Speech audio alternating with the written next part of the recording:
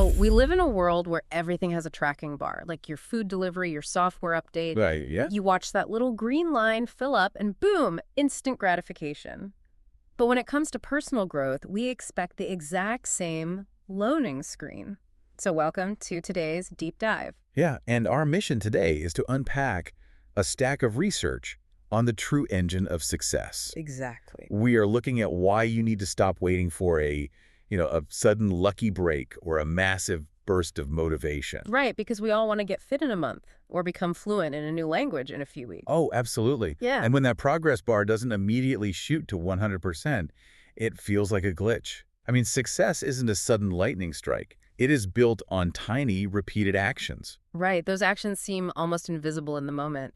And that brings us to the big myth we need to bust right away, which is motivation. The classic advice is just stay motivated. Which is terrible advice, honestly. Right, let's be real, motivation is a fair weather friend. It's an emotion, and emotions naturally fluctuate. Exactly. If you rely solely on feeling inspired to do the work, your progress is going to be incredibly erratic.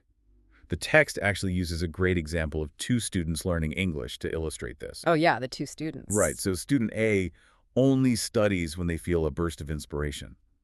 Student B, on the other hand, studies a little bit every single day, even when they are exhausted. And student B obviously wins out. Always. It comes down to cognitive load and decision fatigue. When you rely on motivation, you're constantly negotiating with yourself, like, do I have the energy today? Yeah, I feel like studying. Exactly. That constant internal negotiation is exhausting. Discipline is what actually removes that cognitive load. Okay, I get the mathematics of consistency here. Reading 10 pages a day adds up to dozens of books a year, and practicing 20 minutes daily drastically outpaces cramming once a month. Right. But honestly, I'm going to push back a little. Isn't it completely exhausting to force discipline every single day when you absolutely just do not want to? Well, it feels that way at first, sure. But discipline makes the action a default setting. You don't decide, you just do it. Like brushing your teeth. Exactly like that. Think of it like carving a new riverbed. At first, you really have to force the water, which is your effort, in a specific direction. Yeah, there's a lot of resistance. So much resistance. Hmm. But over time, that groove deepens.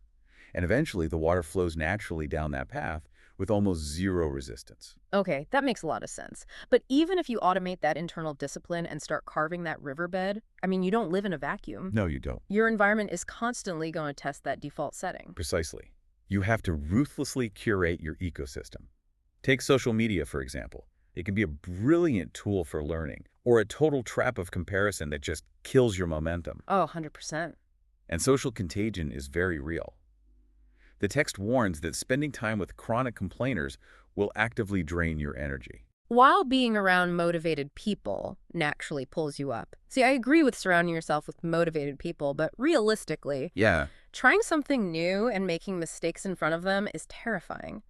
Like if I'm stumbling through basic Spanish with fluent speakers, my instinct is to just stay quiet so I don't look foolish. You hate failing publicly. I really hate failing publicly. Well, that fear is universal. Yeah. But it comes from treating failure as the opposite of success when it's actually a vital mechanism of it. Wait, really? Yeah. A vital mechanism? Absolutely. Let's look at what's happening mechanically in your brain when you stumble through that broken Spanish. Okay. Making a mistake triggers a slight stress response. Your brain releases neuromodulators like epinephrine. So I literally feel stressed because of the chemicals. Right. But that chemical spike isn't just there to make you feel bad. It acts as a marker for your brain. A marker how? It tells your nervous system, hey, pay attention, we messed up, we need to wire this differently next time. Yeah, without that friction, without that slight sting of embarrassment, your brain just doesn't get the signal to adapt and improve. Every expert was once a beginner who leveraged those chemical markers. So you literally cannot get to the fluent sentences without letting your brain stumble through the broken ones first. I love that. It completely reframes failure. It really does. So what does this all mean for you, listening to this deep dive? It basically boils down to this: your future is simply what you do repeatedly. Yeah, the trick is to celebrate the small wins. Right, you understood a new phrase, you finished one chapter, you carved the riverbed a little deeper today. And that is the real progress. It's those daily 20 minutes, those tiny acts of friction that build the entire foundation. Which leaves us with this final thought. If small, positive daily habits compound into massive success over time, Right. what harmless, small, negative habit might currently be compounding against you without you even realizing it? That is the invisible math of our habits right there. Something to think about the next time you're staring at that metaphorical loading screen, waiting for instant results. The bar isn't stuck, it's just filling up one tiny pixel at a time.